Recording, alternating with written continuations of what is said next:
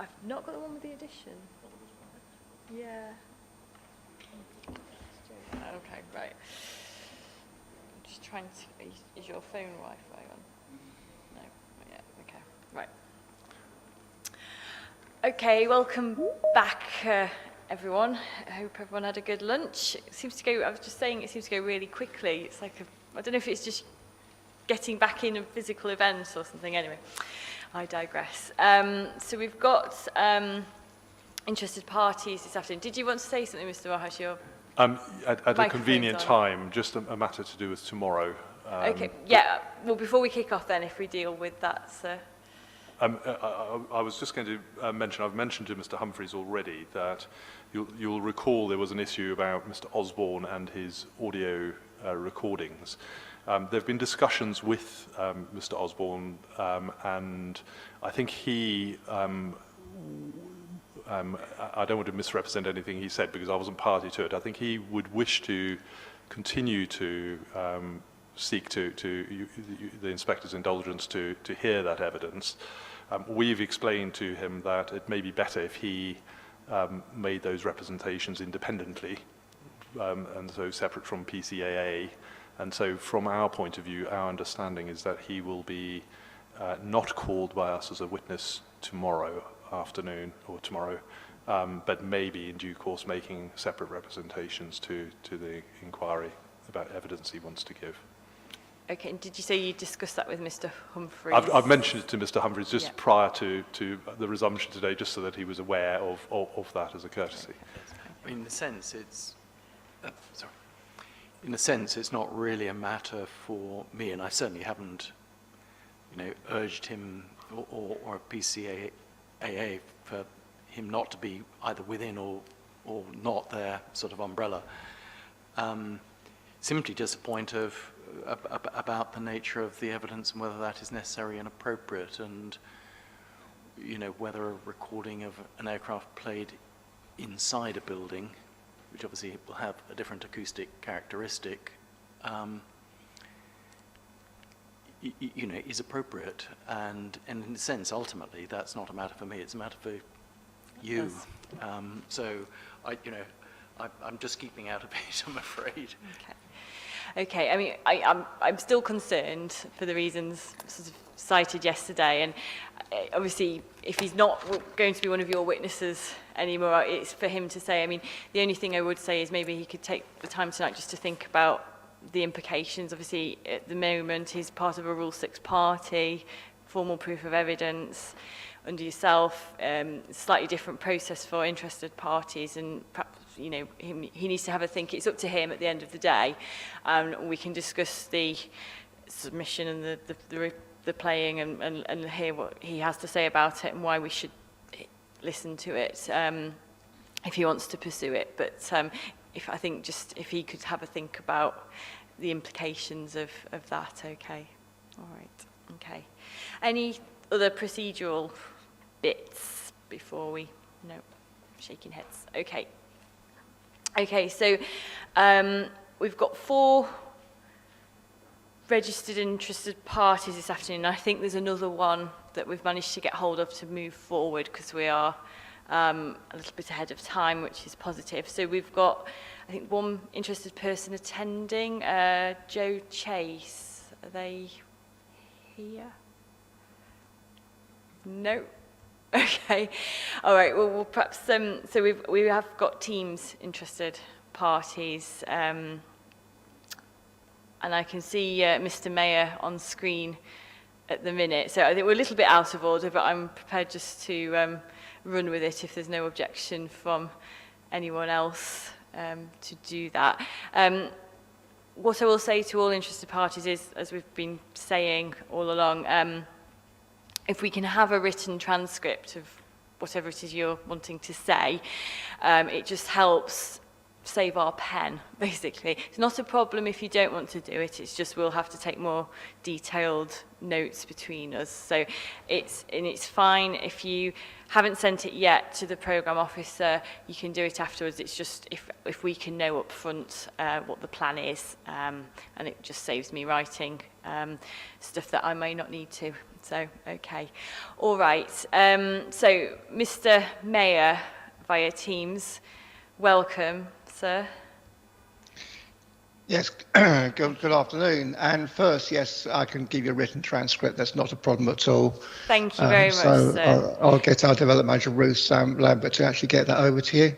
Can I just interrupt you? And are you okay? Are you in support or objecting today? In support. In support, Yes. okay. And are you prepared to answer questions by the other side's advocates if they have If they wish to any? ask questions, yes. Yeah, okay, excellent, thank you. Okay then, Mr. Mayor, if you proceed. Okay. My name is John Mayer. I'm here today to represent the Federation of Small Businesses, the FSB, in the South West, and speak in favour of proposals by Bristol Airport to enhance their capacity in a sustainable and measured way. The FSB has members across the whole country. It's the biggest business representation group in the UK. And I'm speaking today on behalf of the local South West region of the FSB, specifically the areas most directly affected by the airport in Somerset, Wiltshire, Gloucestershire and West of England. My role within the group is as a senior FSB elected representative for Somerset and Wiltshire, and on a personal level I run an accounting business locally, and my company is based in North Somerset, an area where I'm also very proud to live. As you can imagine, it's been a very tough year indeed for small businesses in the region, many of which have struggled to survive. With more than 88% of businesses in the West of England region defined as being micro, that means they have 10 employees or less. It's clear that unless SMEs can bounce back strongly, our whole economy will suffer hugely. Therefore, we feel it is essential we have all the tools in place to aid our recovery and continued growth, and one key element of this framework is our physical connectivity, of which the airport is a vital component. At a time when being open for business has never been more important, supporting the sustainable growth of our regional gateway will send a strong signal that we continue to welcome trade, tourism and investment from overseas to the benefit of the SME owners across every sector we represent. We know that a significant proportion of the regional small businesses, who are the driving force in our economy, rely heavily on businesses as hospitality and leisure visitors, and having a thriving airport capable of offering direct flights from vital areas like the Middle East and North America can only help those businesses look to the future with renewed confidence. And it's not just about helping those and any other businesses to recover from the pandemic in the short term, it's about ensuring they have a sustainable business in the medium to long term as well. We have so many wonderful places in this region that people from outside the area want to visit and enjoy, and thousands of jobs attached to them too.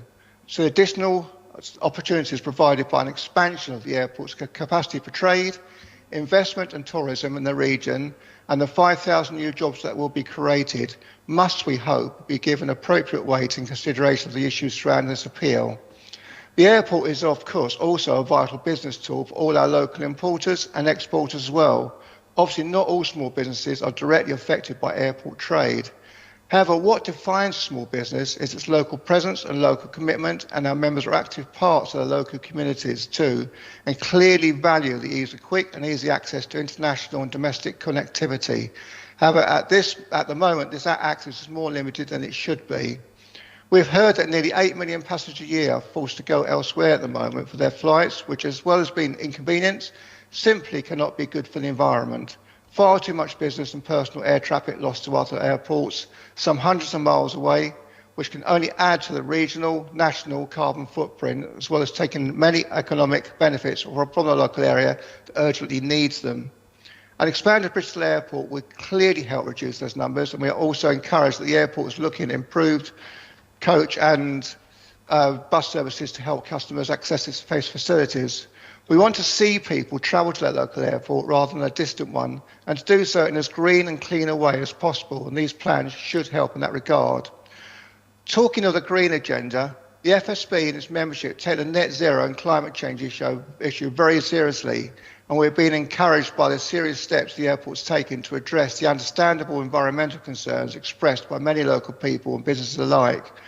We are pleased to see that Bristol Airport has declared an ambitious aim to be the greenest airport in the country, even with this expansion plan, and when they recently promised to deliver net zero by 2030, 20 years ahead of the government's target, it showed a further bold public commitment to embrace this vital subject. The fact is that it has already achieved carbon neutrality 4 years ahead of schedule is also a positive sign. The FSB has attended many local events with stakeholders about net zero in recent times, and we are pleased to see the airport is always present and always tries to address any concerns raised. The FSB in the South West believes this subject is very important for us all, and we can see the airport feels the same, which is one of the reasons why we feel confident to support their planned extension.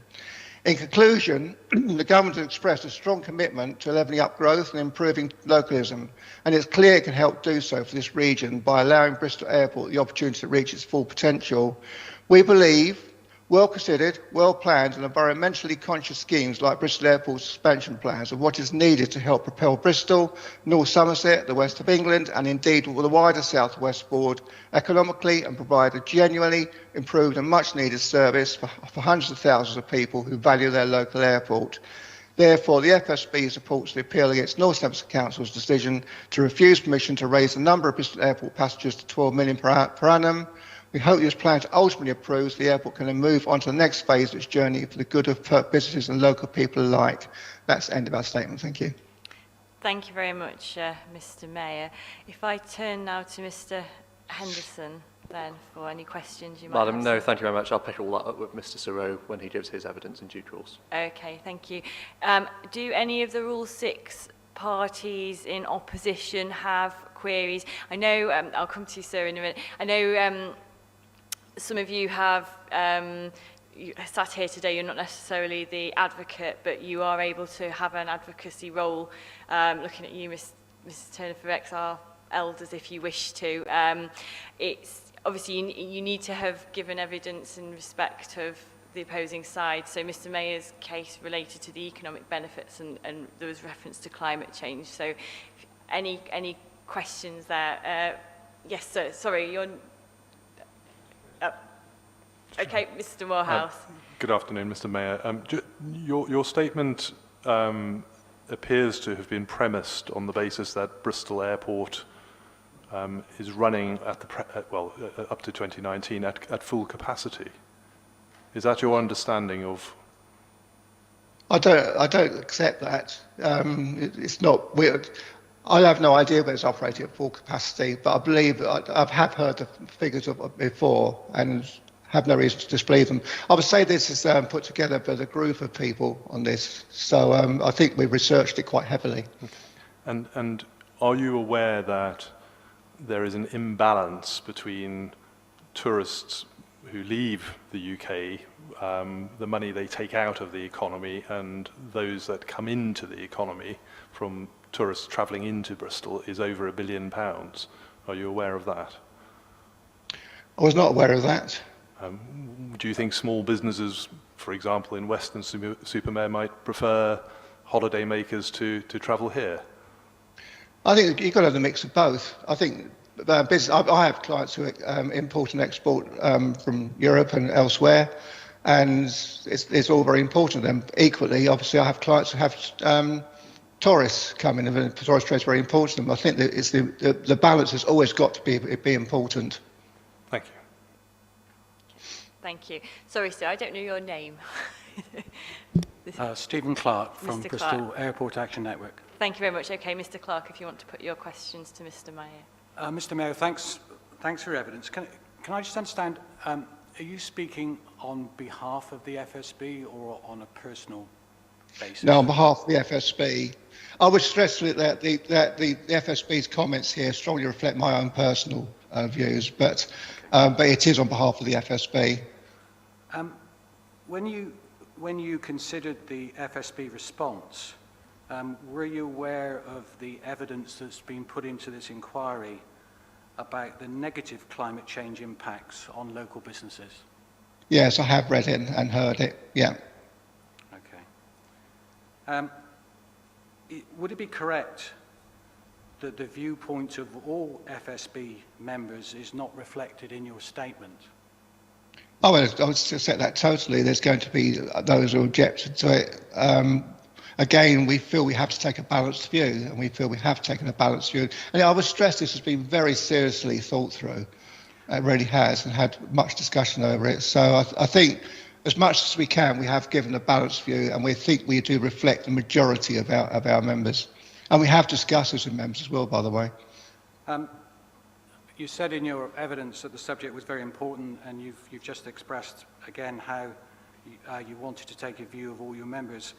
Am I able to ask whether your members have been consulted by way of survey, for example, on this issue? There's been various surveys put out over a period of time. I mean, when this first started, we had surveys sent out. I haven't got the responses to those surveys, but I've no doubt they can be made available if required. The reason I ask is we've been approached by numerous businesses who don't support the expansion plans, a number of whom I know are members of the FSB. So that is something some evidence I would put before the inquiry. I wonder if you've got any comments on that. That wouldn't surprise me. There's bound to be those who object to it, who are business people, and I totally accept their views without question. Okay, thank you, Mr. Mayor.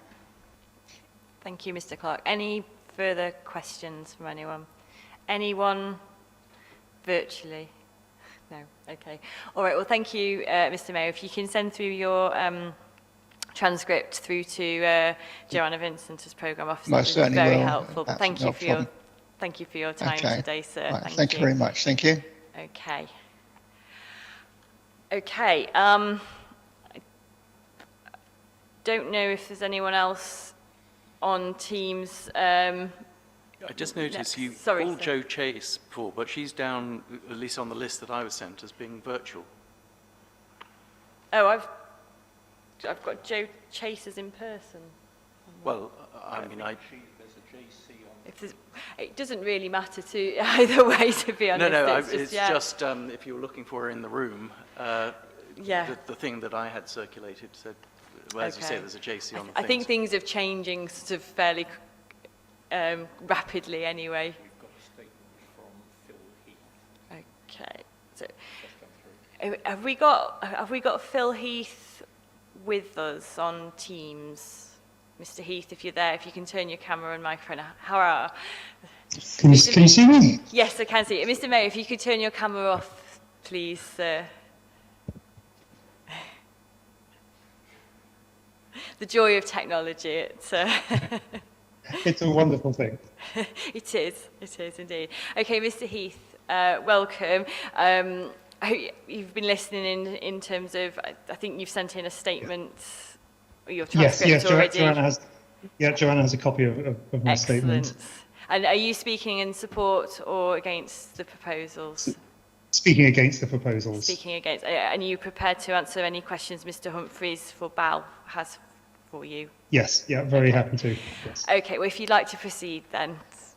Okay, thank you. So my name is Phil Heath. I'm Chair of Governors at Chew Valley School, which is a large comprehensive school about 4 miles away from the airport. Excuse me. Many of the pupils live close to the airport. Many have their sleep spoiled by noise from the aeroplanes. Many cannot cycle along the country lanes that are used as rat runs to get to the airport. Many of the children are terrified at the prospect of climate change, and yet the children struggle to have their voices heard. At Chew Valley School, we have a set of core values that form the basis by which the school is run. These values include things like respect for others and taking personal responsibility. I'd like to draw your attention to 3 areas that the pupils are taught about and contrast them with Bristol Airport's statement of case. Firstly, the pupils are taught that individual actions count, that personal responsibility counts.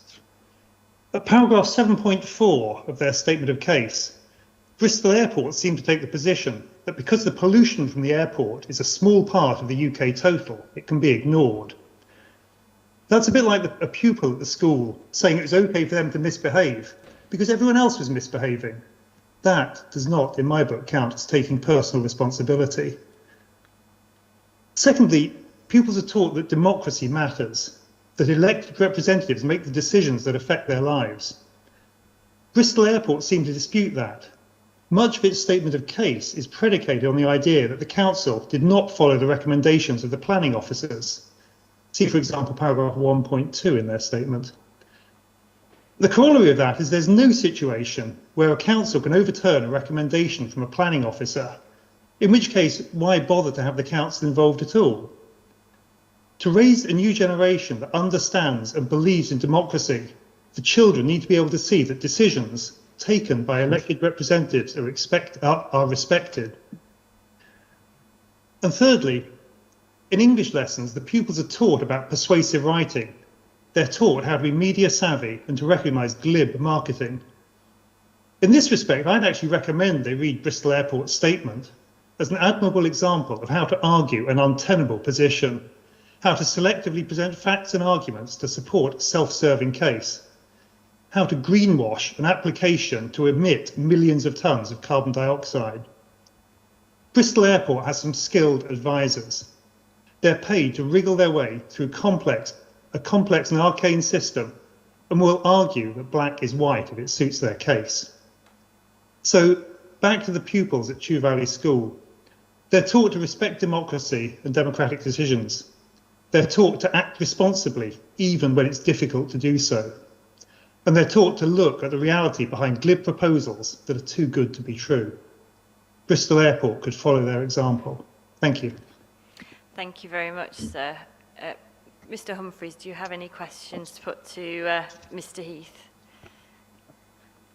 I don't know which camera to look at for I'm not. I look at the screen in front of Sorry, me. Miss Heath. I think the camera whichever will it be on is, you. I wasn't going to ask you any questions, but if I'm not looking at you, I do apologise. I don't know it's in Fine. that camera. I can see you. Okay, thank you so much. No questions. Thank you so much. Okay. Thank you very much. Thank you very much, Mr. Heath, for coming today. Thank you. Okay, thank you. Thanks. Okay, Kate Tilling, do we have you with us virtually? We do. Hello. Oh, magic. Great. Thank you. Welcome. So again, similar for you. Are you in support or objecting to the proposals? Objecting. You're objecting. And have you prepared a transcript and can we have that electronically? If so? Yes. Yes. Okay. Yeah. Brilliant. Okay, it saves my pen, so thank you. Okay, and are you prepared to answer any questions that Mr. Humphreys may have for you? Yeah, sure. Yeah, okay, great. Well, if you'd like to proceed then. Okay, thank you. So I just wanted to start really by saying I'm not going to talk about the climate emergency because I think there's an international scientific consensus that there is a climate emergency and international, national and local political consensus that we need to act now to cut global emissions to avoid catastrophe. All local democratically elected bodies have agreed to oppose the expansion, having weighed up the advantages and disadvantages locally, as stated by Bristol Airport in their opening statement. Okay, I would like to talk about 2 points. One is the impact of increased passenger numbers on traffic, particularly in the Chew Valley where I live. And the second, more briefly, is the likely change in passenger numbers going forward. So for the transport impact, Bristol Airport proposes to increase public transport share.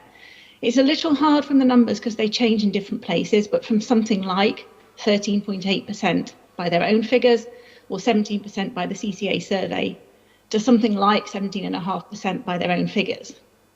They make quite a lot of the fact that the percentage for Bristol for public transport is similar to other airports, but Bristol Airport's in a rural location with a wholly inadequate road network. I'm a local resident, I cycle a lot, and in normal situations I have a daily cycle commute to Bristol, which goes along the A38 and through parts of Barrow Gurney. I can safely say I'm not interested in the percentage of public transport share in Manchester or other airports, and I'm fairly underwhelmed by the proposals to increase the share at Bristol by 2.5%. If we've got an increase in passengers from 10 million to 12 million, even with an increase in public transport percentage, this will still equate to a large increase in traffic. The impact plan examines specific roads around the airport, but doesn't really consider the impact a bit wider, and for example in the Chew Valley where we don't have very much public transport. The modelling ascribes thresholds to traffic flow to determine fear and intimidation. As a cyclist, I can say that these thresholds aren't terribly applicable. Any increase in traffic numbers and speed increase fear and intimidation as a road user. One short dedicated cycle path or footpath doesn't outweigh the increase in traffic flow across the road network. It's also important that it's not only the average flows that matter, but the number of occurrences of particularly high traffic density or high speed traffic. So the increase in traffic due to increased passengers wouldn't fall uniformly over the year, but would tend to be concentrated during the daytime and during peak holiday times. And so the adverse health effects, pollution because of traffic jams, increased traffic, danger to other road users, etc., will likely be greater at some points than at others. So it's not just the average that matters, but the peak, particularly for air pollution and traffic jams. And then the second point was that the case for expansion is predicated on a demand for flights, and the contention that the benefits of satisfying this demand outweigh the obvious adverse effects. As has already been discussed, the forecasting for demand doesn't take into account the fact that people are already choosing not to take excessive flights because of the impact on climate change even before COVID. So in my document, I've referenced a couple of YouGov polls, which have shown that people are starting to prepare to actually change their behaviour because of climate change. COVID's taught us all the benefit of conducting business virtually, so likely to impact business flights in the future. And a survey by Bristol University suggested that many people are likely to fly less in the future. So I think the uncertainty around the need for this, as well as the adverse effects on traffic, are the two things that I wanted to raise as a Chew Valley resident. Thank you.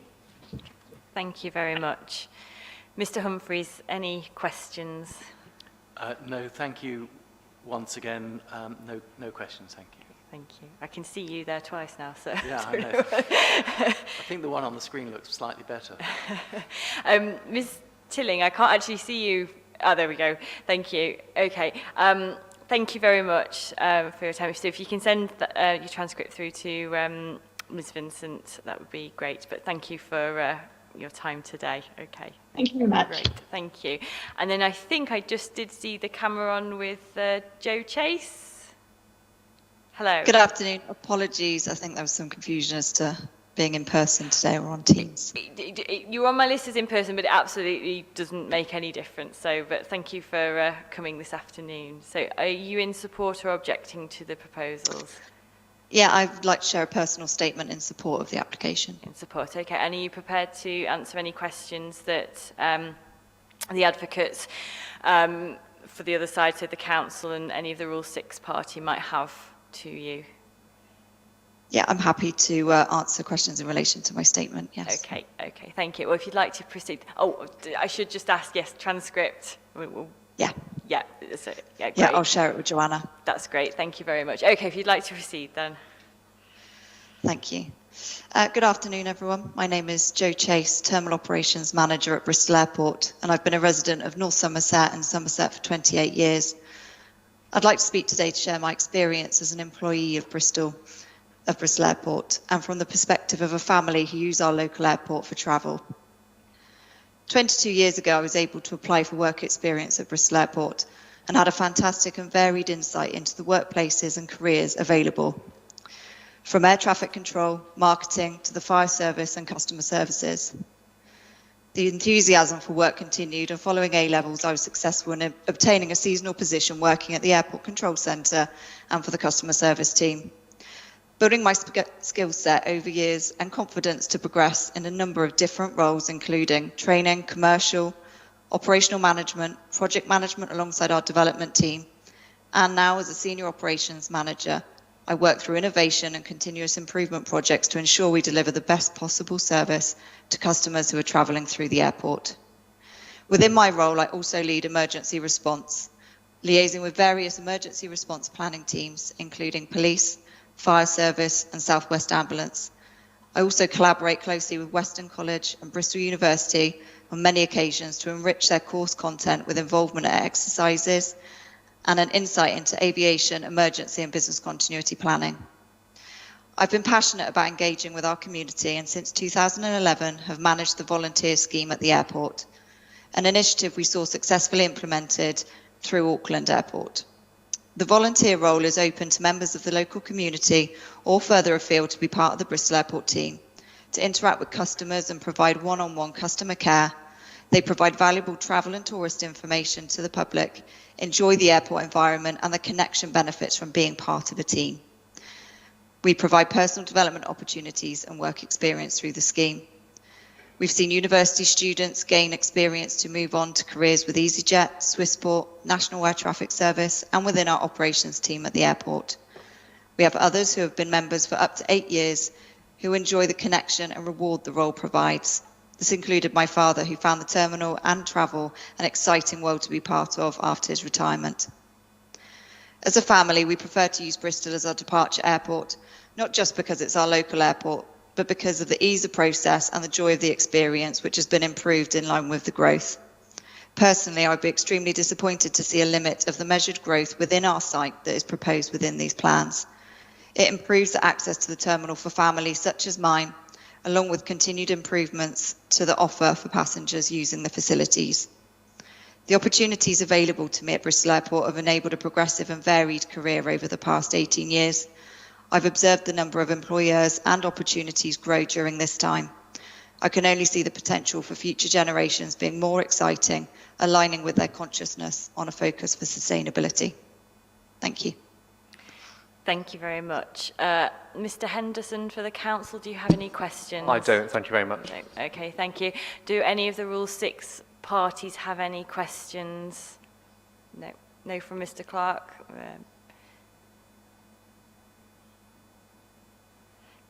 Mr. Morehouse? I'm sorry. Yes, just one matter. It may not be your remit. You're the technical operations manager, did you say? No. Terminal operations manager. I don't know what that covers, so please don't get drawn in if it's not your area. There is existing planning permission for a second multi-storey car park and also a public transport interchange, and that hasn't been built by the airport. Do you know why that is? I think we do have plans in progress to develop those sites to install the facility of a public transport interchange, but as you say, I'm not a member of our infrastructure and planning team. This is going a little bit beyond the statement. Well, that's why I prefaced it. I don't know. I'm sorry what Ms. Chase's remit is, so I didn't want her to answer if it's not hers. So. All right, okay. Thank you, Ms. Chase, then. Thank you for your time today. Okay. All right. That's all I have on my list, but I did think we had someone extra. No. No, we're getting a shake of the head from the back of the room there. Okay, well, that's it today then. I've got a couple of housekeeping points in terms of we asked people to indicate whether an evening session would be useful. We haven't had any particular response to that, so at the moment we're not planning an evening session. Obviously that might change, but for now, Mr. Clark. I'm sorry, I didn't realise you were asking for a particular response on that. I mean, our view is that one would be very useful. We've certainly been approached by quite a large number of people who want to speak, and I would imagine that if one was arranged, then it would be very useful. You say that you've been approached by a large number of people. Have they approached the programme officer? In all cases, I've asked them, I've suggested they do approach Joanne. I don't know whether they have or not. I'd rather presume from the case management conference that it had been agreed there was going to be an evening session. So we've been informing people that that is the case, but we just didn't know the dates. I didn't know it was still a question of whether there was going to be one or not. Well, the information that we've had from the programme officer is there's been fairly limited requests so far for an evening session. I mean, we're obviously stopping rather earlier than expected today. What we're trying to do for the rest of this week, bearing in mind a 3:30-ish close on Friday, is we're trying to, I was going to say cram in, that's the wrong phrase. We're trying to get as many local residents in as we possibly can this week, and then tomorrow and the next day we'll see how many local residents there are remaining, and see how many people have indicated that they want an evening session. What we're thinking at the moment is that we will probably line up a day or days considerably later on in the programme for those residents who haven't had the opportunity to speak, which also in passing gets around the issue that I appreciate we're sitting during the summer holidays. So we're looking at a potential session later on in the programme. I think it's only fair to say, though, at this stage, that we've had a good session today and we've got another couple of days coming up. We're hearing a lot of views for and against from local residents, and as we've been saying all along, at some point we're going to be getting, shall we say, a little bit more sticky about repetition. I'm not trying to discourage people who want to come along, but we are going to be saying more often, well, we have heard about the problems, for example, of taxi car parking on the common. So we are going to be slightly moving it forward in that direction. That's not to say that people who can't come this week, we're not going to say you can't come, but we are going to start cutting it down a bit. That's very helpful, thank you. A number of people have asked us, for example, they're particularly interested in climate change issues, which is of course what we're talking about the most. They've asked if they could talk at the beginning of the climate change week, in early September. And my understanding was that although you were hoping that most people were going to talk this week, most members of the public were going to talk this week, you wouldn't prescribe members of the public talking at other times. Is my understanding correct? I think we'd have a pretty strong presumption, I'm afraid, against that. What we're trying to do is listen to local residents and others for and against in blocks.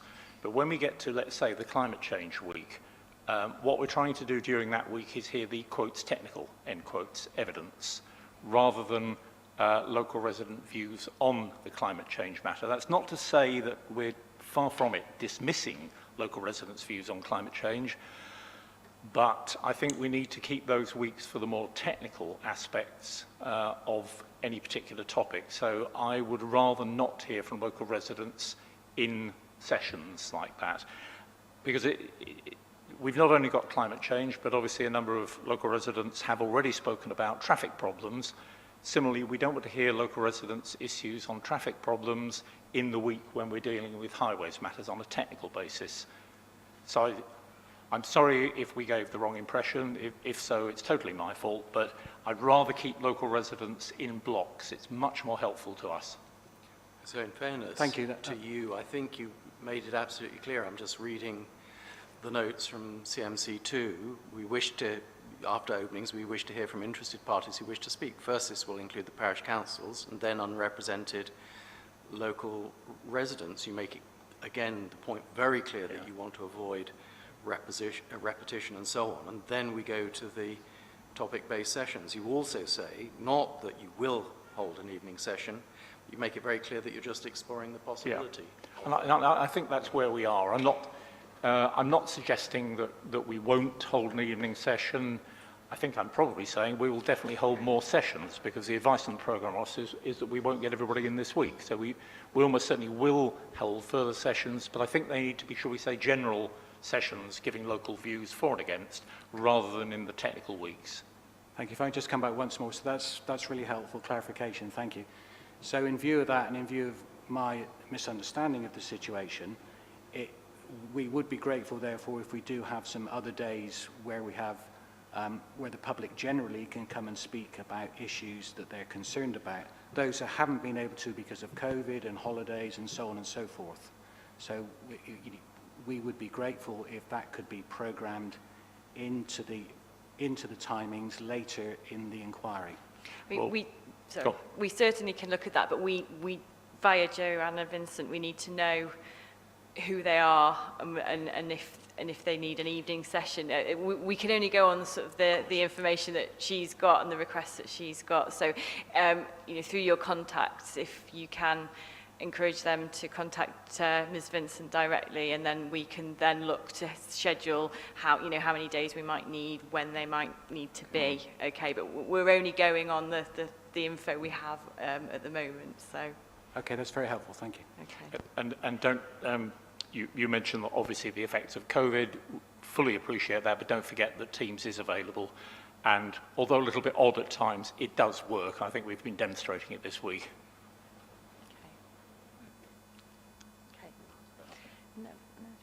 Okay, are there any other procedural matters anyone wants to raise at the moment? No. Okay, well, an early finish for a hot Wednesday afternoon, so maybe see you all at the beach later on, but or not. But no, thank you. On a serious note, thank you for today. It's been productive and it's been helpful. So we shall adjourn and we shall reconvene at 9:30 tomorrow. I think tomorrow is meant to be a bit of a longer day, so today's might spoil you a little bit. Mr. Henderson. Can I just ask that everybody clears the desks, because this room's being used tonight, so if people wouldn't mind doing that, that'd be very helpful. So we'll take our nameplates with us tonight then. Okay, that's fine. Okay, yeah, if everyone can clear the decks. Thank you.